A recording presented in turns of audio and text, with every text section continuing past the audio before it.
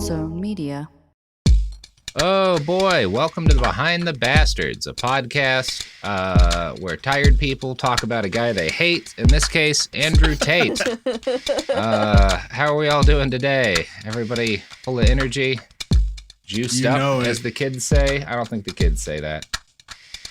Ready to go. Playoffs are about to start. Lakers in 5. Lakers in 5. Yeah. So we're good to go.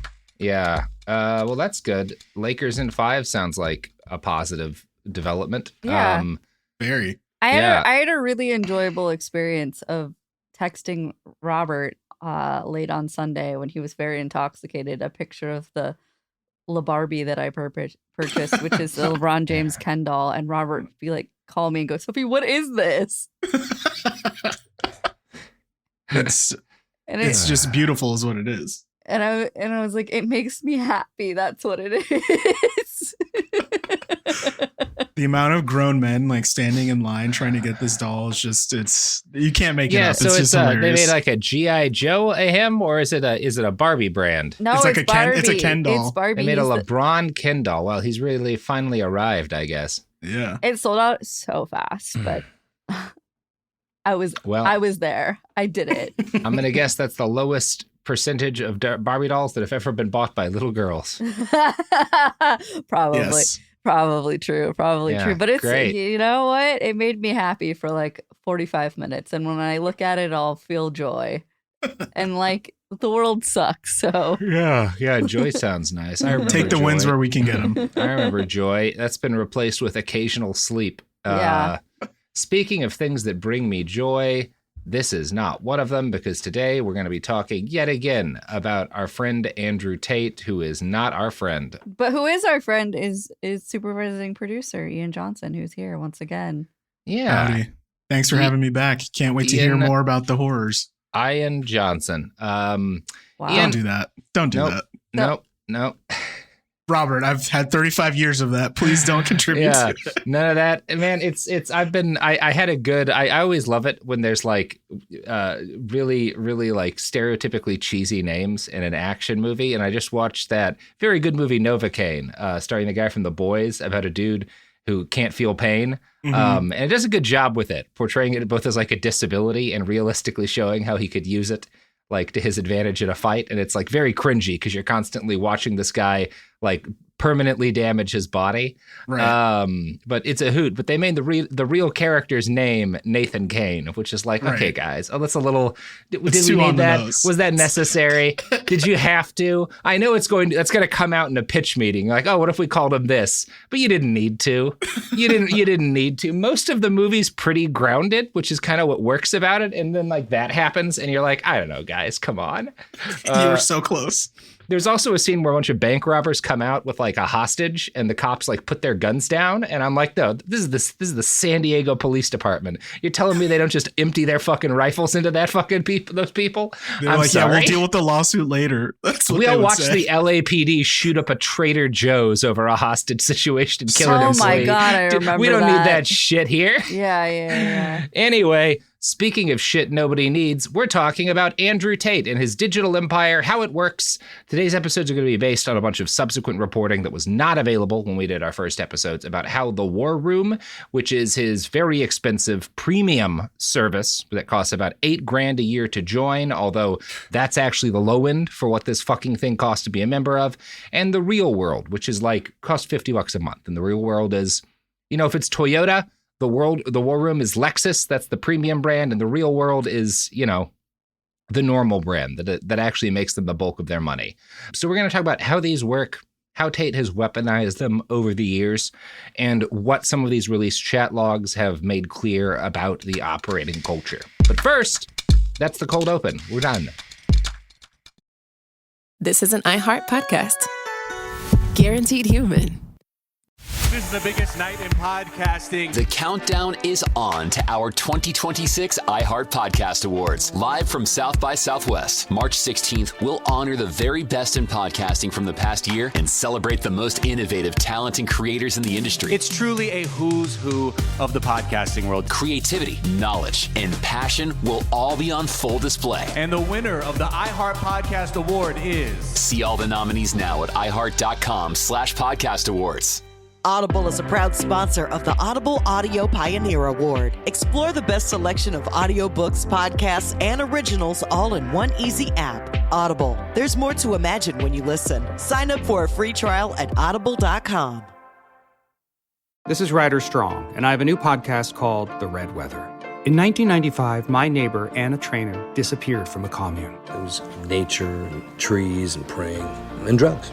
So no, I am not your guru. And back then, I lied to everybody. They have had this case for 30 years. I'm going back to my hometown to uncover the truth.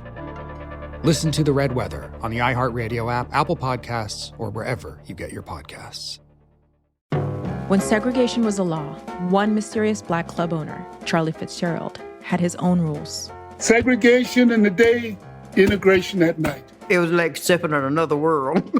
Was he a businessman, a criminal, a hero? Charlie was an example of power. They had to crush him. Charlie's Place, from Atlas Obscura and Visit Myrtle Beach. Listen to Charlie's Place on the iHeartRadio app, Apple Podcasts, or wherever you get your podcasts.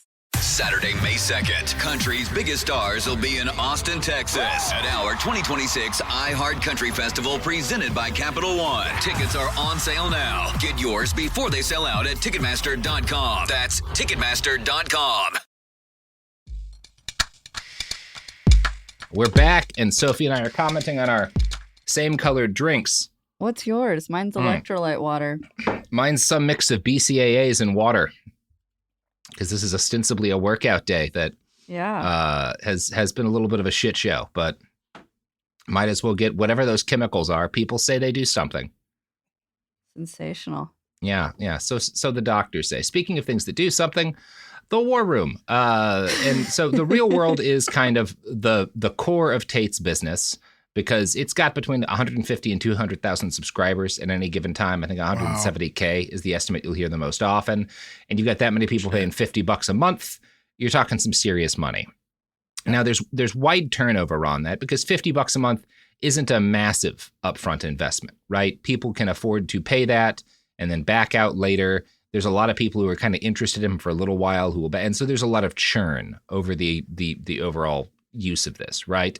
And the goal of the Real World broadly is both to make money and to funnel users upward into the War Room, which is much more expensive, and as a result, harder to get into, but also lower turnover once people make that kind of financial commitment.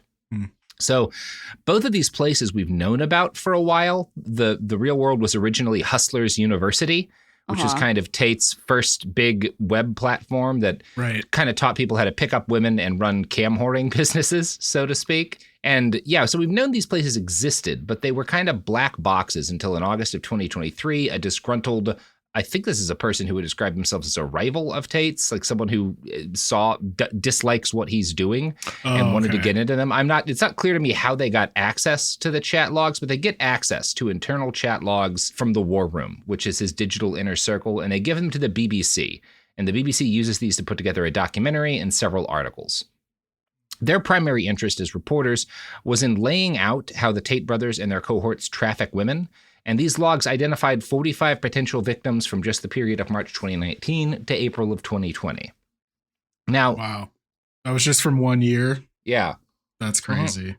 And this is, again, there's maybe 500 people in the War Room.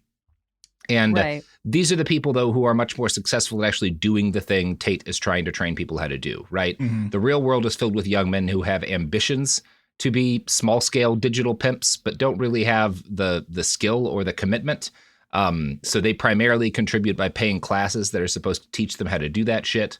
Whereas the War Room is full of people who are actually doing the kind of Andrew Tate stuff. So that's why they were able to there's photos posted of texts.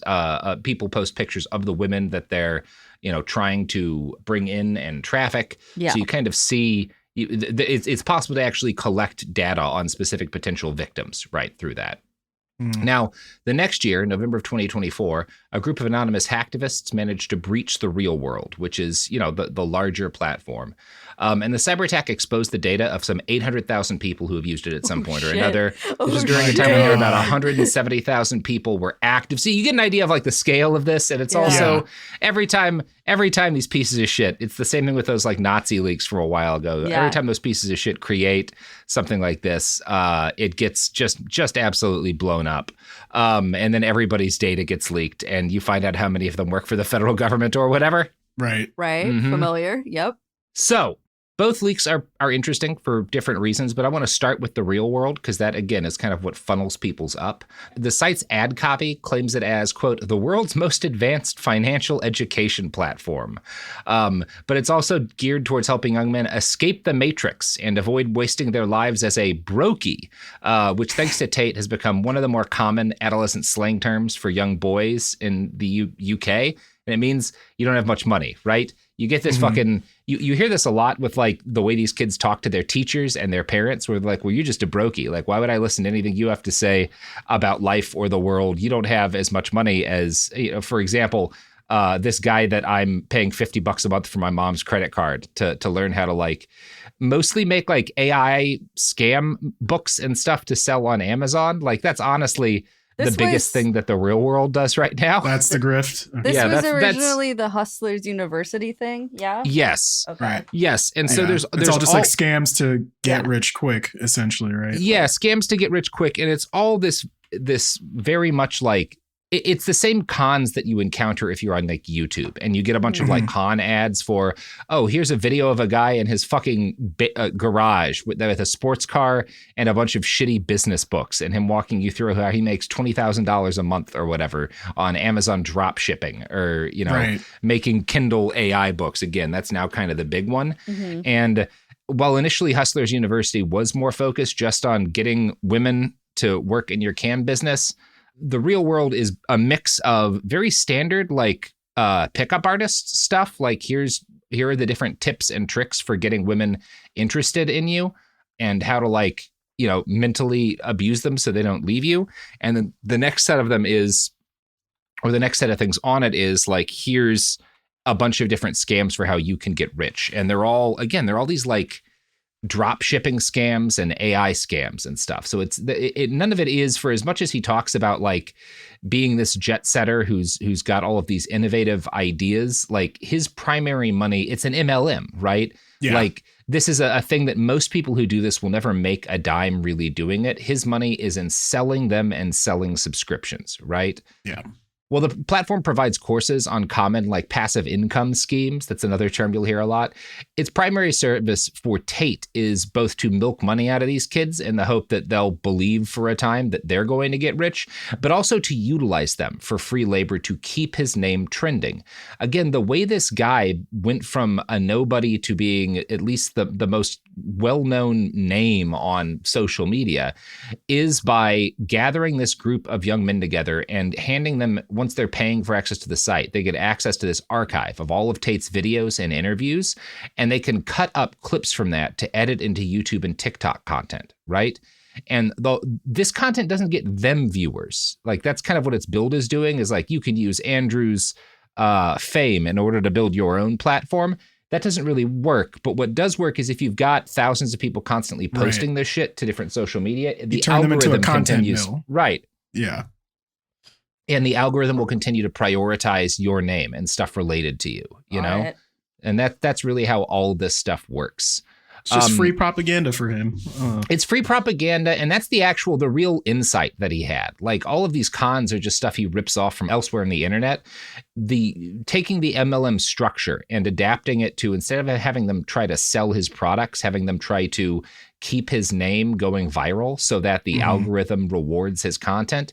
That's a unique and creative move that he's made, and it's gotten him quite a bit of what he has right now. Now, one of these BBC articles I came across interviews a former member of the Real World, Mahmoud, who was pulled into Tate's orbit when he started coming across some of these videos that were just like being spread across his different social media timelines. He fell for the con. He believed that, like, okay, this guy can probably teach me how to get rich. I want to get rich. You know, life's hard in the UK as a young man. Like, I need to figure out some way that I can make a bunch of money. So he pays $50 and he joins. Quote, before long, he was completely immersed in Tate's universe, isolating himself from friends and family. Mahmoud would regularly spend 10 to 12 hours a day, sometimes as many as 16, at his computer, editing and publishing social media videos, promoting Tate daily as part of the required coursework. He'd become a cog in the same sophisticated PR machine that had initially drawn him to the influencer's web. God, so he's giving these kids homework to just like make as many TikTok videos of him as possible. Yeah, if you want to stay in, if you want to keep getting access to these different instructors that I've had, if you don't want to be kicked out or you want a chance of getting into this, he has an affiliate marketing program. You have to post a certain number of videos a day. And they're just trying to keep these kids on as often as they can, pumping out like 16 hours a day for free. I mean, not even for free. They're paying for the privilege. Right. And again, there's not any one specific thing that's unique about the real world outside of this. All of the money-making scams they teach people are the same stuff you'll come across in these like YouTube ads. There's this basically like this forum type experience. I think it's mostly conducted through Telegram. So there's different private channels where users can talk to each other about their business ideas or about how to pick up women. And this allows Andrew to put in a lot less actual work in the system, right? He doesn't have to teach people directly, and he doesn't actually have to manage this. He just has to put out his own content, and it'll all get kind of fed into the churn. Andrew has promoted coaches in order to handle the day-to-day task of managing this place. These are members of the war room who are also paying him. He'll call them his general sometimes too. And in addition to, subscriptions to the real world, he sells classes and tickets to live events around the world where he will travel and, travel alongside other men who are kind of in the Tate universe. And they'll give events for these just unbelievably sad young men who desperately want to know how to pick up women and get rich enough to not just rent their Maserati at a day rate. The centerpiece of his whole platform, the main thing that he is geared towards selling through the real world is his PhD, which stands, of course, for Pimp and Hose degree, right? We talked about this last time. No, it's always just the worst thing when I have to tell people that. Yeah. But every time it hurts. It's just. Again, there's nothing at all that is unique or creative about this. What's actually happening here is all these warmed over techniques from like the game and the first couple of years of the pickup artist community are being repackaged into a degree. And then that is being made into, number one, it's a prerequisite to join the war room. And the goal here is not to just seduce women to have sex with them, which is kind of what the pickup artists were doing. It was all about adding notches to your belt or whatever. In this case, the goal is to coerce women, make them fall for you, isolate them from their loved ones, and then get them working for you on camera as a sex worker, right? And convincing them to hand over all of the money they make doing so. That's That's the evil. Business. This is pure evil. Hard to even process. It's so gross. Yeah. It's such an interesting evolution of this is about how to if you were kind of paying attention to the early days of the pickup artist community, it was always very toxic, but it was less like outwardly evil. Like a lot more of it was framed as like, well, this is just teaching young awkward men how to be charming and how to get and that turned into there's a reason why this fed so much into the far right and to the alt-right, why there were guys like Roosh V and whatnot who were initially big in that, who tried to become right-wing influencers, but nearly all of them failed, in part because this was a creature of the older internet, right? This pickup artistry stuff. And it didn't really age well into the kind of late social media period. And the other thing that was going on with this is that it's not the kind of thing that self-selects for people who are culture warriors. It self-selects for people who are like almost throwbacks at this point to like the old Hugh Hefner Playboy era. And Andrew Tate is I don't know if I'd say he's the first, but he's the most successful at merging the whole right-wing culture warrior narrative where you're fighting against the matrix and you're fighting for traditional values with a lot of this pickup artistry stuff. Okay. Which, that's kind of that's the position that he occupies. Now, the PhD used to be something he advertised on his major website, but because of all of the lawsuits against him, you can't find the degree being advertised normally. So it's pushed entirely in private through the real world. And the BBC got access to a number of these internal ads. These are like slideshows where Andrew's trying to convince these young men who are already locked into like the most basic stage of his platform that they should join the war room and pay it $8,000 a month. And I'm gonna share here. It's $8,000 a month, or $8,000 a year. Sorry, $8,000 a year. Yeah. Either way, that's an insane still so amount much of money. Yeah. So this first slide just says, "Will the PhD system change your life?" And it's above 4 pictures of a mix of, it's like Andrew usually sitting and sipping a drink or wearing a fucking short-sleeved shirt next to different various young women, right? Will the PhD system change your life? Do you have a girl who completely trusts your decisions, will do anything you say, and loves you deeply? Yes or no? If your answer is yes, I guarantee 90% of you are lying to yourselves. Read the question again, understand what I mean when I say anything, and ask yourself if you've ever tested your belief. If your answer is no, you're missing out on one of life's greatest pleasures. Doesn't matter your age, you should have a loving girlfriend. If you're too busy to get one, good. The PhD system was made for you. If you're happy touching your own dick, this power is not for you. Oh my gosh. So you see who he's advertising for here, right? Yes. These guys are like, well, I could spend 16 hours at a computer, but like, I don't want to go out and like actually make a connection with somebody, right? Right. And there's little bits of nofap in there. There's so many different little corners of the creep internet that come together in making Andrew Tate. Final thoughts. I will be teaching you every step to building a girl who is submissive, loyal, and in love with you. From your first message to testing if you want to keep her, to as long as you want the relationship to go on, I am the most capable man in the world to teach you this power, and I am 100% confident in my program. I have a warning. There's responsibility when you have someone completely loyal to you. I've had some girls for over a decade. When someone gives themselves to you completely, their life path is in your hands. Be wise. And then there's a little box at the bottom that says join the PhD program. Wow. Yeah. And well, then at least he's teaching them to be responsible with that kind of power. Sure, right? sure. At You gotta be responsible when you come Christ. to own a woman via using Andrew Tate's mind domination program. Oh my God. And then the last slide here is, what exactly do you get with the PhD programs? This is his big ad slide. Hours of video content. Well, I will teach you how to text women, how to build your social medias to pick up women, best first dates to bring women on, best follow-up dates, how to approach women, the framework that all male-female interactions are based on, how to see if a woman is high quality, my opening lines, how to get women in bed, the critical mistakes most men make, how to stay on her mind without interaction. How to see if a woman is high quality. Yes. Now, if you've watched Always Sunny in Philadelphia, the degree to which all of this mirrors the Dennis system, which is one of the characters is a creepy sex criminal and has like a flirtation, like it's 1 for 1. Like there's pretty it's literally 1 for 1. Jesus Christ. You know what else is 1 for 1, Robert? Speaking of 1 for 1, I'll give you 1 ad break in exchange for 1 chunk of listening to my podcast. Segregation in the day, integration at night. When segregation was the law, one mysterious black club owner had his own rules. We didn't worry about what went on outside. It was like stepping in another world. Inside Charlie's place, black and white people danced together. But not everyone was happy about it.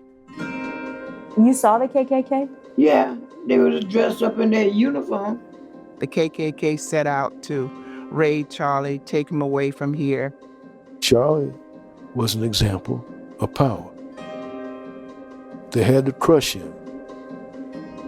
From Atlas Obscura, Rococo Punch, and Visit Myrtle Beach comes Charlie's Place. A story that was nearly lost to time. Until now. Listen to Charlie's Place on the iHeartRadio app, Apple Podcasts, or wherever you get your podcasts. Segregation in the day, integration at night. When segregation was the law, one mysterious black club owner had his own rules. We didn't worry about what went on outside. It was like stepping in another world. Inside Charlie's Place, black and white people danced together. But not everyone was happy about it. You saw the KKK? Yeah, they was dressed up in their uniform. The KKK set out to raid Charlie, take him away from here. Charlie was an example of power. They had to crush him. From Atlas Obscura, Rococo Punch, and Visit Myrtle Beach comes Charlie's Place, a story that was nearly lost to time. Until now. Listen to Charlie's Place on the iHeartRadio app, Apple Podcasts, or wherever you get your podcasts. Almost 30 years together, 4 kids, and some of reality TV's most unforgettable moments, we know a thing or two about living life out loud. We're taking you behind the scenes in our new podcast, Between Us, with me, Heather Dubrow. And me, Terry Dubrow. Between Us isn't about perfect lighting or curated Instagram grids. It's the unfiltered, behind-closed-doors conversations you wish you could eavesdrop on. Equal parts smart, funny, and a little bit scandalous. Every week, Heather will bring you an unapologetic take on the headlines, the trends, and the cultural moments everyone's texting about. And Terry will deliver insider beauty, health, and wellness insights you won't find on TikTok. Together, we'll tell the stories, spill the secrets, and share the hacks that keep life, marriage, and everything in between feeling fresh and fun. We may live in a gated community, but there's zero gatekeeping here. And plenty of did they just say that moments? Listen to Between Us on the iHeartRadio app, Apple Podcasts, or wherever you get your podcasts. I'm Anna Navarro, and on my new podcast, Bleep with Anna Navarro, I'm talking to the people closest to the biggest issues happening in your community and around the world. Because I know deep down inside right now, we are all cursing and asking what the bleep is going on. I'm talking to people like Julie K. Brown, who broke the explosive story on Jeffrey Epstein in 2018. These victims have been let down time and time again. For decades and decades and decades by local law enforcement, by federal law enforcement, by administration after administration. The Justice Department, through, I think we counted 4 presidential administrations, failed these victims. Listen to Bleep with Anna Navarro as part of the My Cultura podcast network. Available on the iHeartRadio app, Apple Podcasts, or wherever you get your podcasts.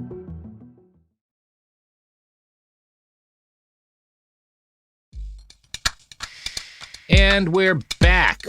So we're talking about Andrew Tate, mind control wizard, he's just like, this is, again, like I bring up the Dennis system, but this is all, what's kind of interesting to me is he clearly, to put this together, he and the people who made this spent a great deal of time combing the internet for the last 20 years of different get rich quick and like flirting with women, like pickup artists scams and all that stuff. Mm-hmm. Like there's a whole generation of like creepy dude kind of right-wing adjacent content, and he's just an aggregator. It's like somebody put the last 20 years of like dudes being assholes on the internet that led us directly to Trump and like used ChatGPT to remix it into a guy with bad tattoos.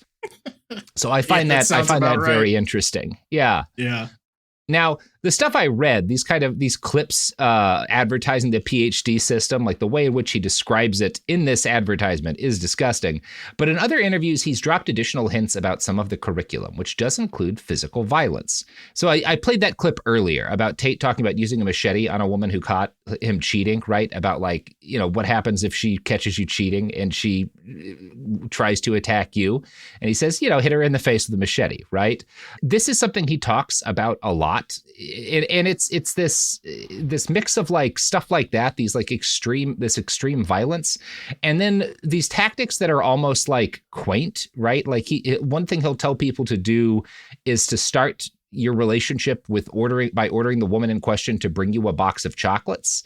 And at first I was like, oh, this is just like very basic, like almost 50s era stuff. But no, it turns out it's more related to like this neuro-linguistic programming technique where you get someone doing you favors and you use that to ask them to do other favors.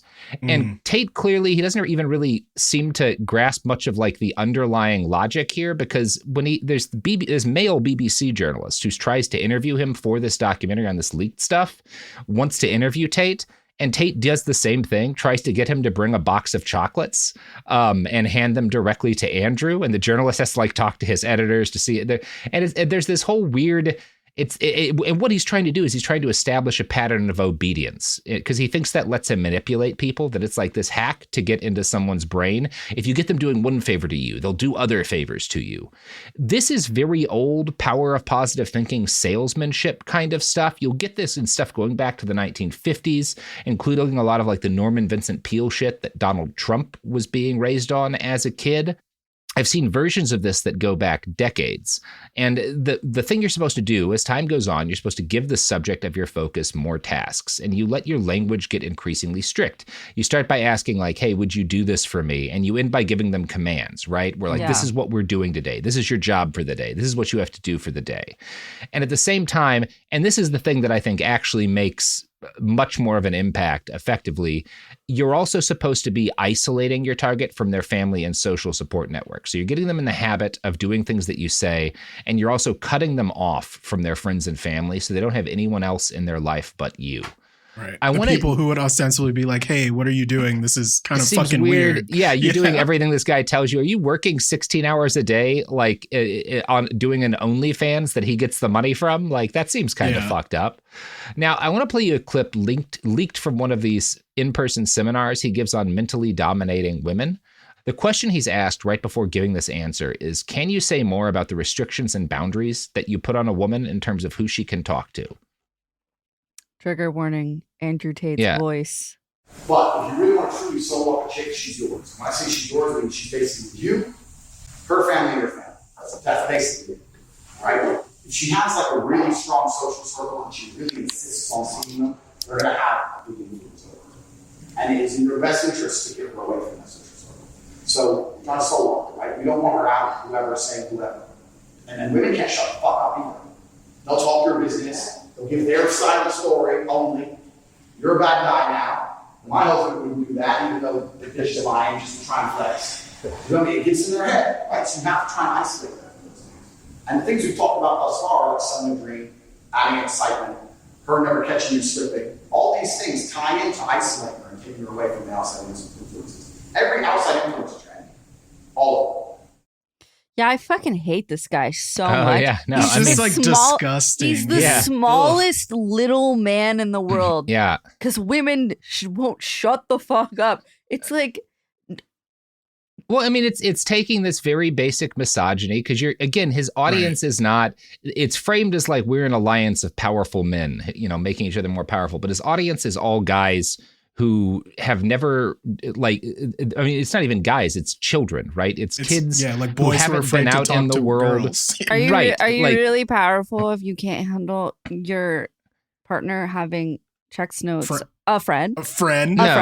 No, but like most of these people have never had partners, right? And the Tate and kind of the older men who are running things, they're all jacked. They're all generally on gear. They all have like nice tailored clothes. They all either have or rent sports cars. And these little kids' minds are just putty in their hands. They see the physical symbols of wealth that these people have. And they're like, well, then they must know what they're doing. Like this must all be the path to get what I want. And this is pretty classic cult leader behavior, both from Tate in influencing these young people and the stuff he's telling them to do to women, right? Mm-hmm. And he frames this as saying, like, there's no perfect girl for you. You have to make her. You have to make her using these techniques, right? Yeah. And per a quote from the Daily Dot, which originally published a lot of these leaked War Room videos, in another clip from the same meeting, Tate explains why the woman his members want to date should not have normal jobs. If she has a normal job, she's got a social circle. She's got a support network, Tate bemoans. She's having a bunch of conversations you don't know about. She knows a bunch of dudes who are trying to get in her ear. She has concerns which aren't involving you, right? And that's a problem. Tate says her brain power is dedicated to things that have nothing to do with you. It's a massive influence. And there is this like deep insecurity, right? That if your woman has anything else in you, because you're going to make her miserable, right? You have no desire or intention to actually like be in a relationship with someone or provide them with anything they need. You're purely trying to take things from them. And it's obvious that's not going to make anyone happy. I wanted to run through another section of this curriculum from Tate's PhD. So this is from that same clip that gets played around a lot of Andrew Tate talking about hitting women with a machete. What's not usually played in the context when people discuss this, because I've seen like all of the big interviews that he's done recently, he gets asked about this. What's not played is that this is him talking about like one of the physical tests that you have to pass in order to get this PhD degree. And I really wish people would talk about this, because this is kind of one of the more like fucked up things I've heard about in relation to what Tate is actually trying to teach the people who take his classes. When I got my PhD, we had to practice if a girl comes at you, you cheated, you cheated. It's bang out the machete, boom in her face. This is the actual full context, is like, this is part of a test. You have to like, in order to pass this degree, you have to take a physical test on how you would defend yourself against one of these women you're trafficking, catching you cheating. Like, that's the actual context of all of this. Insane. Yeah, it's pretty nuts. Yeah, like just the fact that like you're building in, well, obviously your people are going to get attacked because the stuff that they're doing is so like incredibly gross. We have to try and like train them to fight these women that we're also teaching them to try and like mentally dominate, which is simultaneously this admission that like the tactics don't work that well. So you're gonna need to be able to fight. Like, his stance there, if I'm understanding correctly, is if woman speaks in a way you don't like, you slice them. Yeah, that's exactly it. You have to train people to slice them. Yeah, with shitty machete.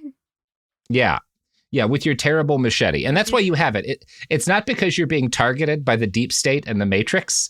It's because your girlfriends are going to get angry at you, and you have to be able to hit them. Yeah, it's insane. Yeah. Oh my God. So giving speeches like this, and this is like part of the curriculum for this PhD program, you know, sold in the real world and operated as a prerequisite for getting into the war room. Making stuff like this is how Tate makes his money now, right? He is not primarily in the pimping business anymore, because that doesn't make nearly as it's an MLM thing, right? It's an MLM that sells being a pimp, right? This is the same as like doTERRA or whatever, but your business is like coercing women into working on camera for you. And Tate's at the top now, so he doesn't have to do that. There's much more money in making content like this. Now, the purpose of all of these programs is to get people to buy other classes, right? That's what's really sold. The real world's $50 a month, but if you want to get this degree, it's another $400. The war room's $8,000 a year, but there are access to additional secret chat rooms that cost thousands of additional dollars a year, right? And there's access to classes that cost thousands more, and there's all these in-person gatherings that cost money. And one of Tate's mottos is that no great man ever got there on his own, right? So he says like you need to be part of this network. And it's all so familiar to like the standard MLM schema when you really look at it like that. And that's what's really changed my understanding of Tate from this is an influencer who is mobilizing his fan base to make himself more famous to this is a guy who, whatever his initial goal was, he's now Amway. He's now the Amway of hitting women, right? Like that's what Andrew Tate's business is. He's got Keith Raniere energy.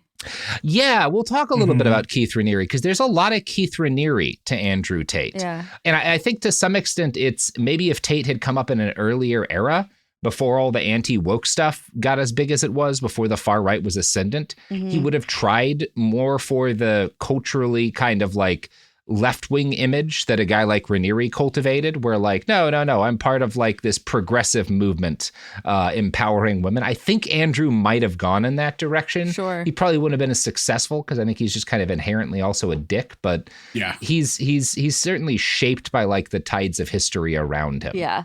Now, former members of the War Room, not only are they being kind of taught to groom these women that they're trafficking in a culty way, they also describe the War Room as a cult itself. And the basis of that BBC report is that the leader of the actual cult inside the War Room isn't even Tate. He's just the figurehead. The individual responsible for most of this content and curriculum and for the culture of the platform is a completely different guy who goes by the pseudonym Iggy Semmelweis in the War Room, right? And I'm not 100% in agreement with the BBC on how much this guy is actually running things behind the scenes. Is he a real person? He's certainly a major figure. He is a real person. We'll give his real name.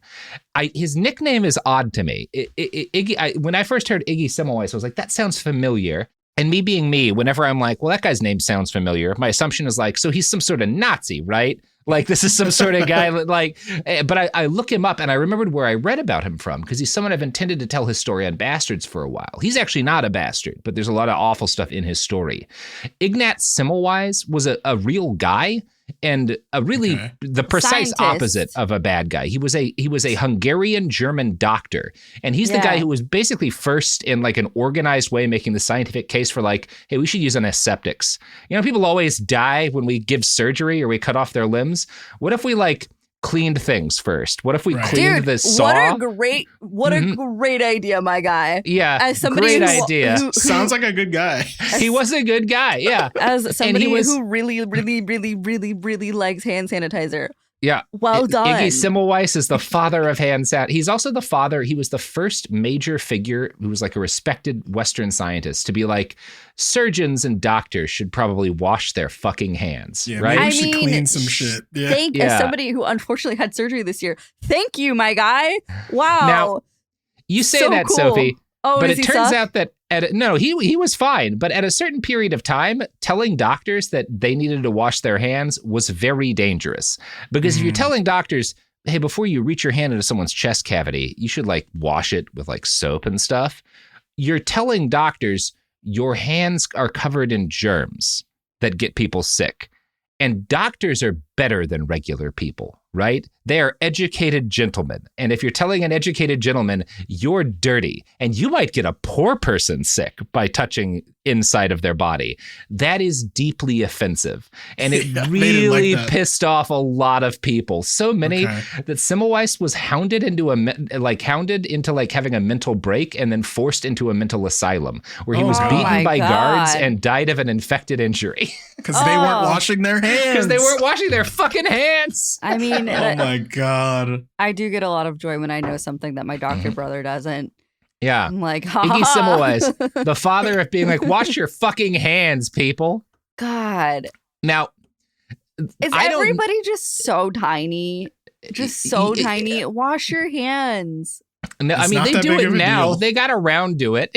For fuck's sake. We just had to lose a luminary first. Now, again, why would he pick this name? I don't understand. That I don't know, because he has nothing to do with this guy, right? Okay. Other than maybe he feels like I guess I could make a case that like, oh, he probably sees the world he's in is filled with like germs, which is, you know, other people having rights. And maybe he's the persecuted doctor who like sees the way things should be. Step away from the computer screen, touch grass, go to therapy. No, Jesus I don't want this guy to go do anything. That's fair.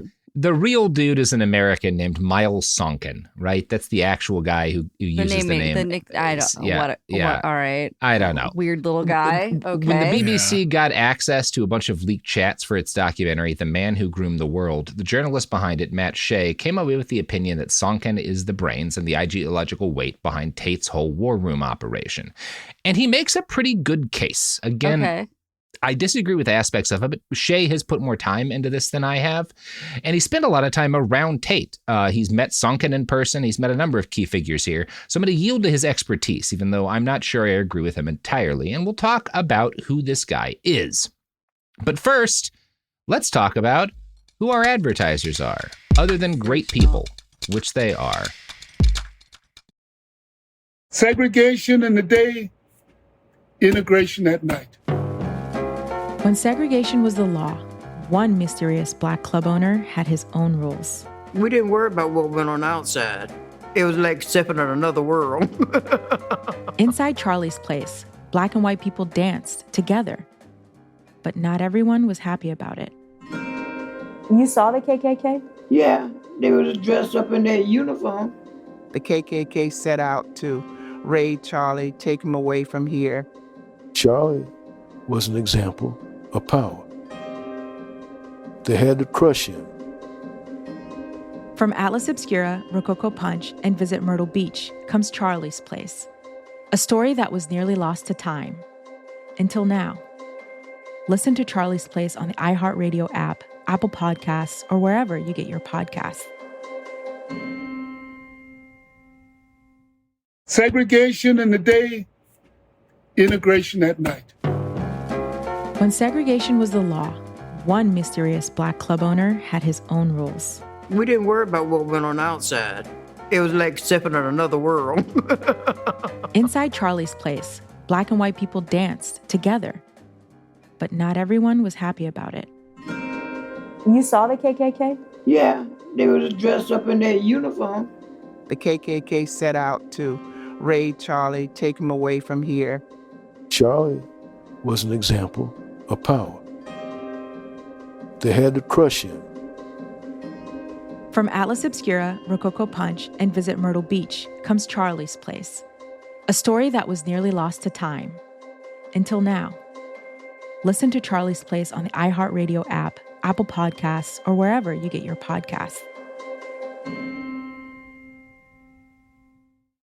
Almost 30 years together, 4 kids, and some of reality TV's most unforgettable moments, we know a thing or two about living life out loud. We're taking you behind the scenes in our new podcast, Between Us, with me, Heather Dubrow. And me, Terry Dubrow. Between Us isn't about perfect lighting or curated Instagram grids. It's the unfiltered, behind closed doors conversations you wish you could eavesdrop on. Equal parts smart, funny, and a little bit scandalous. Every week, Heather will bring you an unapologetic take on the headlines, the trends, and the cultural moments everyone's texting about. And Terry will deliver insider beauty, health, and wellness insights you won't find on TikTok. Together, we'll tell the stories, spill the secrets, and share the hacks that keep life, marriage, and everything in between feeling fresh and fun. We may live in a gated community, but there's zero gatekeeping here.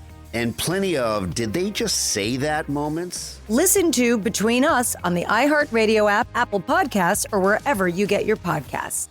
I'm Anna Navarro, and on my new podcast, Bleep with Anna Navarro, I'm talking to the people closest to the biggest issues happening in your community and around the world. Because I know deep down inside right now, we are all cursing and asking, what the bleep is going on? I'm talking to people like Julie K. Brown, who broke the explosive story on Jeffrey Epstein in 2018. These victims have been let down time and time again for decades and decades and decades by local law enforcement, by federal law enforcement, by administration after administration. The Justice Department, through, I think we counted 4 presidential administrations, failed these victims.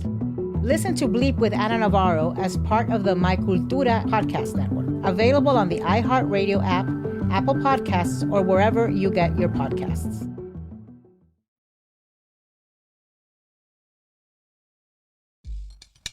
Sonkin was born in Chicago, 1961, and he's been described in interviews by family members as a smart kid.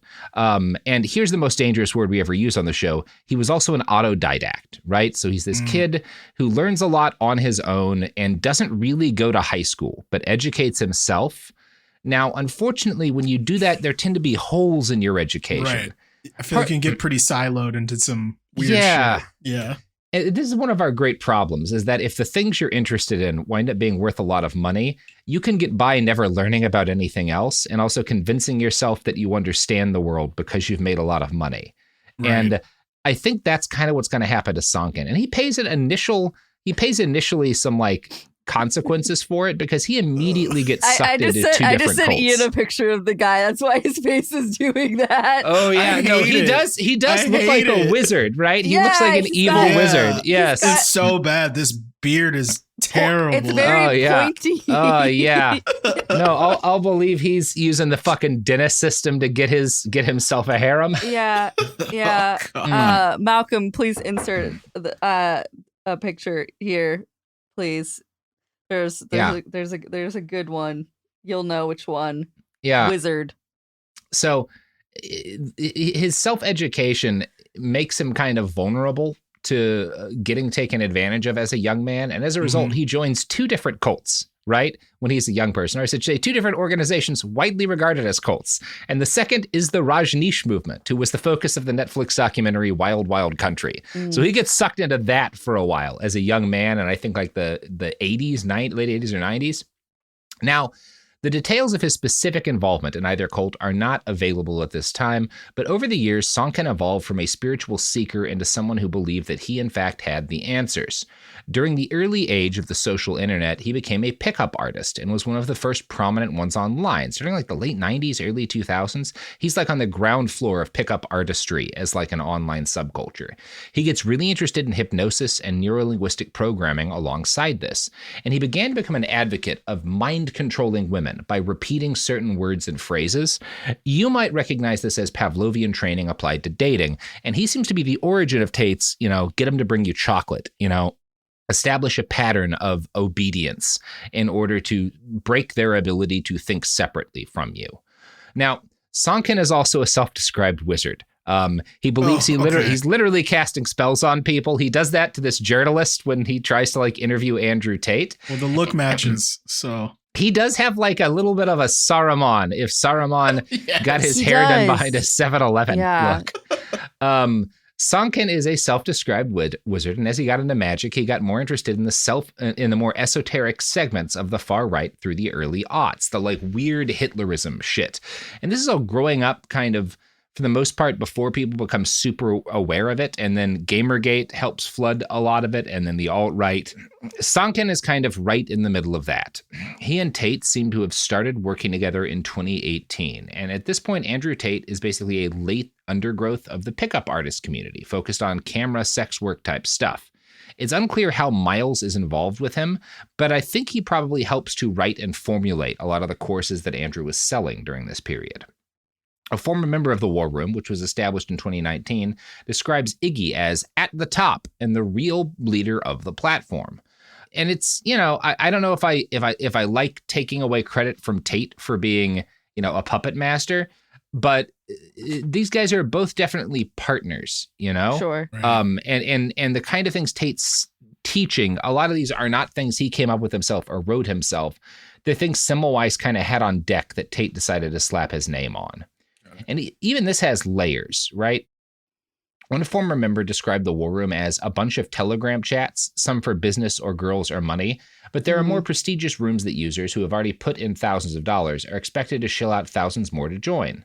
In messages on the War Room Telegram, we can see Sonkin posting as Semmelweis and giving the same advice Tate gives from that speech we listened to earlier.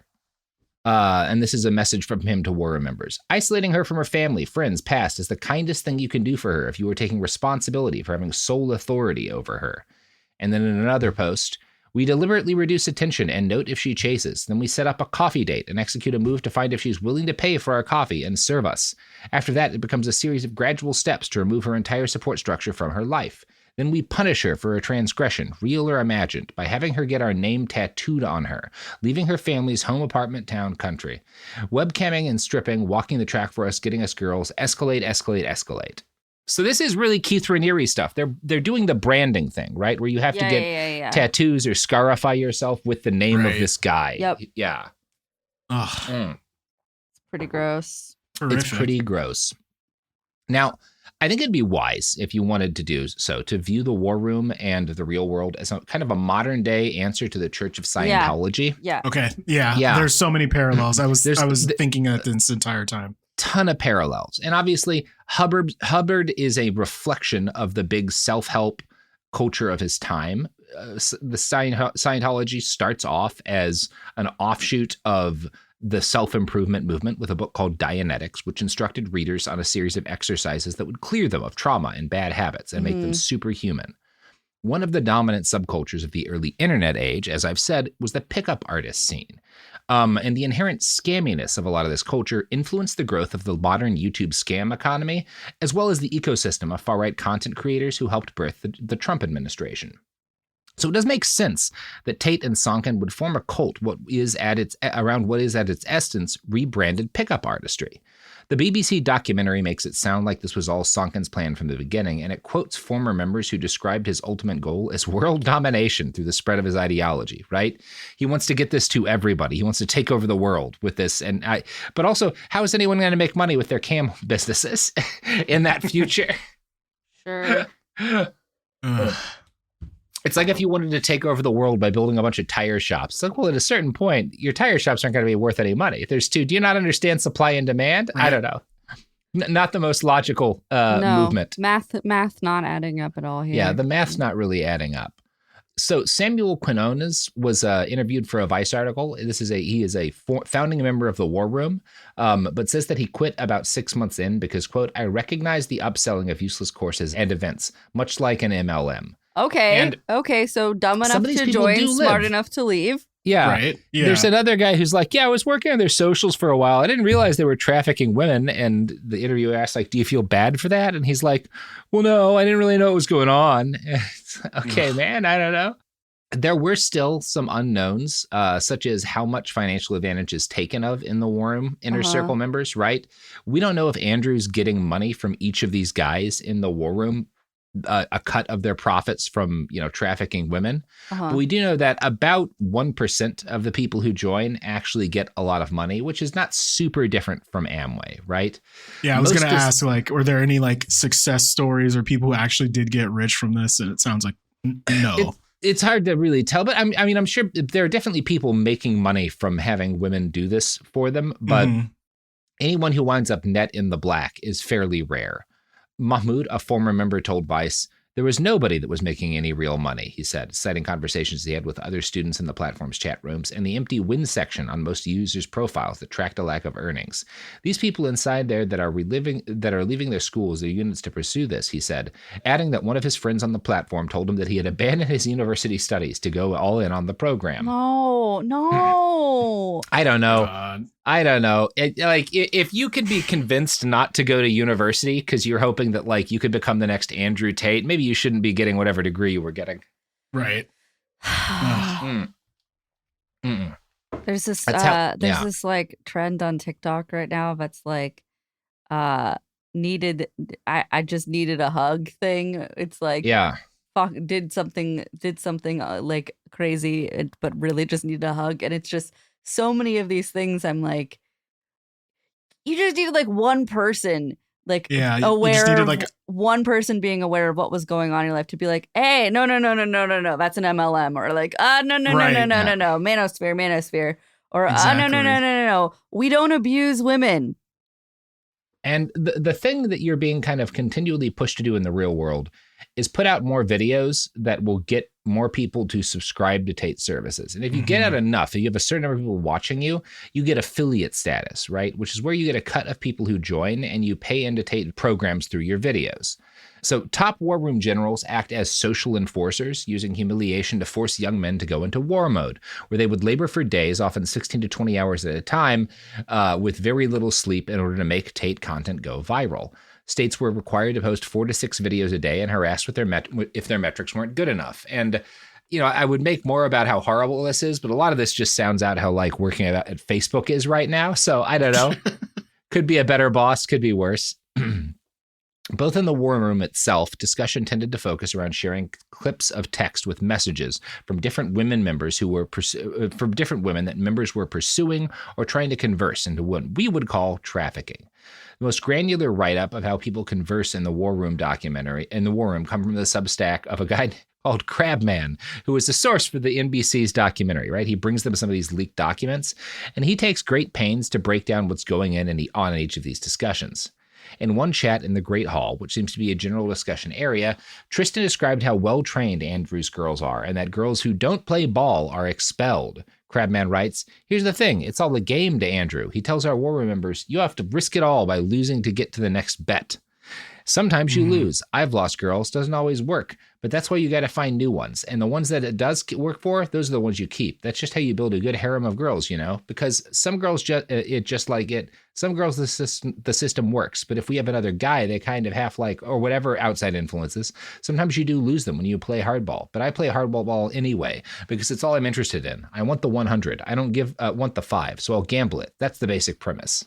Ugh. Romantic. Yeah. Prick. Mm-hmm. Now, Andrew blames that this PhD test alone, being able to defend himself from angry women, was fundamental to becoming a millionaire, right? A little further down, though, in text within the War Room, he complains that nothing he tries works as well since he got famous, right? Quote, girls are too defensive. They instantly assume you message every hot girl. It destroys PhD success rate. Seriously, unless you want to be a sugar daddy, which I don't. So even he's like, yeah, now that people know my face, nobody wants anything to do with me.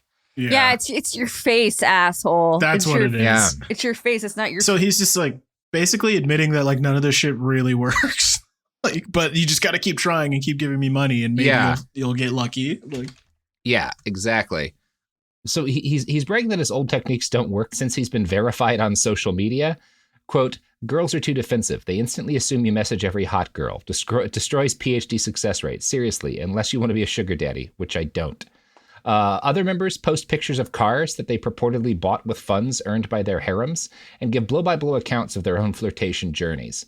A popular thing to post are messages from women that the poster has ignored as part of Andrew's strategy hinges on denying attention in order to build interest.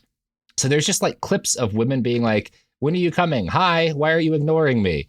And like, see, look at this win. I'm not responding to this woman that I like. And it's both this. So dumb. Yeah, it's such like pickup artist incel stuff, and also such again, it's the dentist system. So, you know, deny it's like the negging shit from like pickup artists. It's negging. None of it's new. It's just been repackaged in a way that it's been repackaged to sell an MLM, right? Mm-hmm. It doesn't matter if this works. Some number of men will always, I don't know if it's because of the individual people they're going after or something about their personal characteristics, will be successful enough with this to convince themselves that it's worthwhile. And 99% will have nothing happen, but they'll pay for long enough that it makes it worthwhile, right? It's the same thing with like, yes, some people sell Amway products, or at least sell a few Amway products and then get a lot of people to sign up for Amway. And so they do make money. That's just about 1% of Amway. Everyone else has kind of taken a bath. Now, there's also kind of in the Raniere vibe within these kind of like the elite war room chats, there's a lot of discussion on how to permanently mark women, which is considered the ultimate sign of success, that like you have gotten this person so in your spell that you've gotten them to tattoo your name on their body. This seems to be a core aspect of Semmelweis's teachings. I think he's the main person who introduced this. It's kind of unclear to me, but all these guys are constantly posting either them attempting to convince women to do this, and you know, there's this mix of like people saying no and getting dumped. So this message here is between like Tate. She's like showing him a tattoo that she's got, and he's saying like, I want you to get my name tattooed on you. I don't want this like other tattoo. And she's asking him like, when will we get married? And he says, you know, now, as soon as you get the tattoo. And she's like, okay, but then if you leave me, I'll still have your name on my body. And that's kind of fucked up. And he's like, why would I leave? Are you saying you're not going to be good to me? And then there's kind of the most telling thing at the end here is he says, yes, it'll make me happy if you get this tattoo. And she says, okay, I'll do it. I cannot write great. My dad does not have to see. So I don't know how old this girl is. Too young, it sounds like. Very young. Again, these are the people that are being reached out towards, right? These are not adults. These are not people who are like have mature brains. The whole thing is, but show me with your fingers how big. I'm very uncomfortable. Yeah, it's gross. Now, the messages posted here are from back in 2019. So this is an older era of the war room, and it's hard to say where things are now with the culture there since the beginning of the litigation against Andrew. When he was initially incarcerated, he made a lot of claims that his war room friends would watch out for his interests and even take care of his stuff while he was away. There is an extent to which this seems to be true. And what we know of the network suggests an intricate community and a number of people who do have resources. and this kind of cult-like devotion to Andrew and to the group. Now, there's been some good work done to kind of lay out who is involved in this community. The BBC documentary did a lot of it. Bellingcat did an article on it. One of these guys, these people who are like, these are both folks who are presumably paying Andrew thousands or tens of thousands a year, but are also like working and getting money of their own. You might call them the high-level Amway distributors of the war room and the real world. Okay. One of them is a guy who has a YouTube channel called Sartorial Shooter. He's a former Australian soldier and a current Dubai resident. A lot of Dubai residencies here, who claims to have gone into the intelligence world and worked all around the planet. He claims to have weapons and tactics training facilities everywhere. Now, as is always the case with these guys, that's a bit of an exaggeration. His real name is Joel Sullivan. He's, one of the leading lights of the war room. Bellingcat revealed that he was a former director of international security for a global healthcare company, which is not a nothing job, but it's not exactly James Bond. Yeah, he wants you to think he's like out here being he's some sort of spy. like mercenary special operator spy. It's like, no, you worked for like a healthcare company directing security. And again, there's not nothing there, but it's not quite what you're claiming it is. Exactly. Correct. Yeah. Another key general of Andrew's goes by the Twitter title First Prince of Wudon, which you'll remember is he's got this sort of pretend mythic story about how he learned to be a martial arts master. The actual guy behind this account is a current Delta pilot and a former U.S. Air Force major who the BBC detailed posting about his use of Tate's techniques to try and coerce women into doing sex work for his financial benefit. Ugh. Yeah, it's all just like the grossest dudes. Like some of them do have money. So it is like, it's not like these are like the people at the top. Number one, they're generally people who have had a degree of success before getting involved in Andrew Tate's thing. So number one, they have some money of their own. So they're able to like bootstrap themselves until they can make money getting, affiliates, basically pulling people in and selling them on subscriptions, which they seem to get a cut of. And they're also just people who have been more successful. They're older, so they can kind of replicate some degree of the scams that Andrew has carried out. And I really think like that's all that's going on here with these guys. None of them are, Andrew wants them to look like they're like the secret bastards of the world, and they're not that. They're guys who are probably making like mid to low six-figure salaries, like they're doing well. They've got positions that afford them a decent degree of income, and they want to be more. And so I think a lot of this for them and why it's worth, because, a pilot, that kind of income, you can afford to throw $8,000 at some shit like this, especially if you're making some of it back through whatever the affiliate scheme pays you. Right. And maybe the fantasy of being part of this like elite group of men is worth more to you than whatever amount of money that you kind of burn going through. It's like speaks to a larger issue. Like it's not about the money for them or like trying to get rich. It's like a deeper issue of like the control of women and manipulating people and everything. Yep. Yeah. Ugh. Yeah. Now there's a lot that I could really get into, like more stuff about all this here. One of the more difficult parts of doing this was knowing what to cut out and what to include. I do want to note one thing, which is that one of my favorite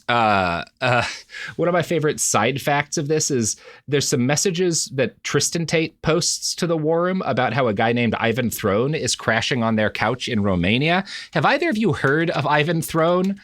No.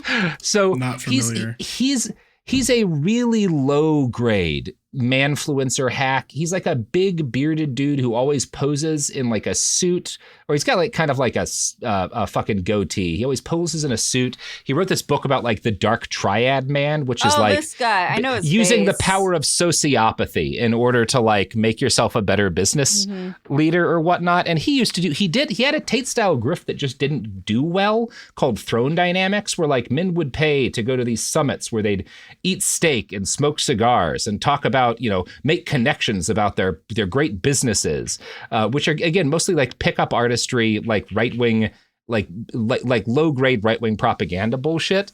And the reason I bring up Ivan is that he was part of my favorite moment in the history of Twitter. So I'm going to share that with you. So he posts a picture of, there's this like very photorealistic statue of like a beautiful young white lady with long flowing hair. The fabric work on the statue is really nice. Like you can see she's got this sheer shirt.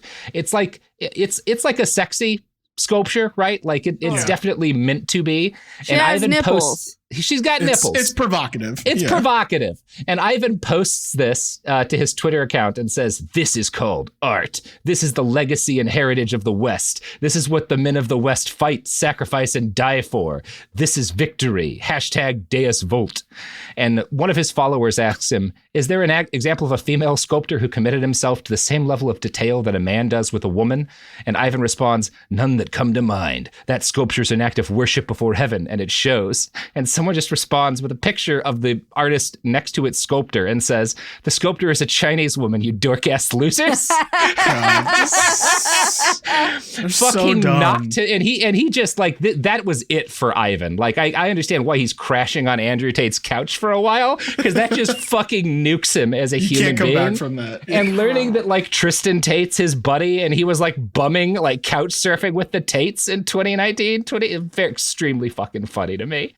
Now, one of the other things that's kind of the great mysteries that's answered from these leaks is why Andrew keeps coming back to Romania, which I have to admit, as I kept looking through like what he's doing, what's going on with him, this was like a constant thing for me. Like, why in the fuck is this guy not, he does have money. He's not poor. He's got millions at least that they still didn't have access to. They didn't get everything. He has friends in Dubai. He could get a permanent residency in Dubai. And if you think you might go to prison for all of your sex crimes and you're this guy, Dubai is where you want to wind up. And the fact that he like visited and then came back, that he went back to Romania, I didn't know why until I found this post of his on the War Room that I think kind of explains it, right? I've been everywhere, and let me tell you a few things. The world is basically the same. Temples and churches are bullshit, and you're better off finding the best spot you can and becoming a local force than float around all day like a digital nomad dork. There's no club on earth better than the club here in Romania. I have 20 girls at the table. Security knows me. No one fucks with me. Why leave? And I think that really gets right down to it, is he's found his place. And he's pretty confident that Romania will botch the prosecution against him enough that he can continue to live there. And I think he doesn't really want to live in Dubai, because as much of a like stereotypical place as it is for guys like him, it doesn't have the same kind of opportunities for the sort of debauchery that he's into, right? It's a stricter culture in some ways than that, even for some guys with money. And he could, if he was posting the kind of videos that he tends to post, he could get in trouble at some point. And I think he's just convinced of the fact that he can make this work for himself. That's really what I'm saying. And it's like they treat him like a god in Romania. He's like, why would I go anywhere else? Like, I have it pretty good here. Yeah. And he might get away, you know? Yeah. All right. That's what I got. That's the Andrew Tate update. That's where he is right now. So it sounds like he's still a piece of shit. Okay. Still a piece of shit. Update. Ill. Yep. Update. Ew. Gross guy. We're done with him for a while again. Probably don't have to go back to Andrew Tate for a minute until some of these court cases get more adjudicated, right? Yeah. Yeah. I guess. Yeah. Gross. So that's it. That's our update on Andrew. Ian, you have anything you want to plug? Yeah, I just want to plug the Los Angeles Lakers and my glorious king, LeBron James. The playoffs are about to start. Lakers in 5. That's all I got to say. And listen to Hood Politics. It's a good show. Listen to Hood Politics. It's a good show. Don't subscribe to the War Room. Sophie, we should have a place people can give us $8,000 a year if they want to. Wouldn't that be nice? The coolest Zone Media. We're not that desperate. Give me $8,000, Zone Media. If we're ever asking you for $8,000, it's not us. It's a scam. Something's gone terribly wrong. Unless I say it's definitely me. Yeah. You know. In which case, it's definitely me. I would never lie to you. Unless someone cloned my voice with AI, in which case I would definitely lie to you.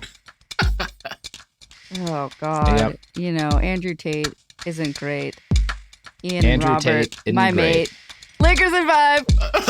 All right, Sophie's gonna go watch the Lakers. I'm gonna stand outside in the sun or some shit. Yeah, they don't even play today. I'm just excited. Yeah, great. Behind the Bastards is a production of Cool Zone Media.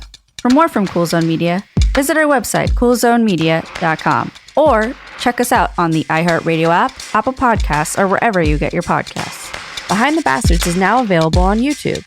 New episodes every Wednesday and Friday. Subscribe to our channel, youtube.com/@BehindTheBastards. This is the biggest night in podcasting. The countdown is on to our 2026 iHeart Podcast Awards. Live from South by Southwest, March 16th, we'll honor the very best in podcasting from the past year and celebrate the most innovative talent and creators in the industry. It's truly a who's who of the podcasting world. Creativity, knowledge, and passion will all be on full display. And the winner of the iHeart Podcast Award is... See all the nominees now at iHeart.com/podcast awards. Audible is a proud sponsor of the Audible Audio Pioneer Award. Explore the best selection of audiobooks, podcasts, and originals all in one easy app. Audible. There's more to imagine when you listen. Sign up for a free trial at audible.com. Saturday, May 2nd, country's biggest stars will be in Austin, Texas at our 2026 iHeart Country Festival presented by Capital One. Tickets are on sale now. Get yours before they sell out at Ticketmaster.com. That's Ticketmaster.com. This is Ryder Strong, and I have a new podcast called The Red Weather.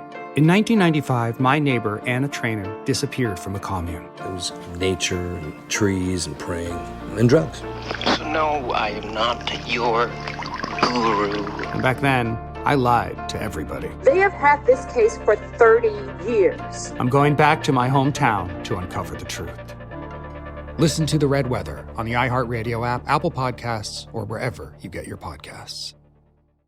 Hey everyone, it's Emily Simpson and Shane Simpson from the Legally Brunette podcast. Each week, we're bringing you true crime through a legal lens. Whether you want all the facts on the disappearance of Nancy Guthrie, or you still need to wrap your head around the Diddy verdict, we're breaking it all down step by step. And we're not just lawyers, we're also husband and wife. It makes for some pretty entertaining episodes. Listen to Legally Brunette on the iHeartRadio app, Apple Podcasts, or wherever you get your podcasts.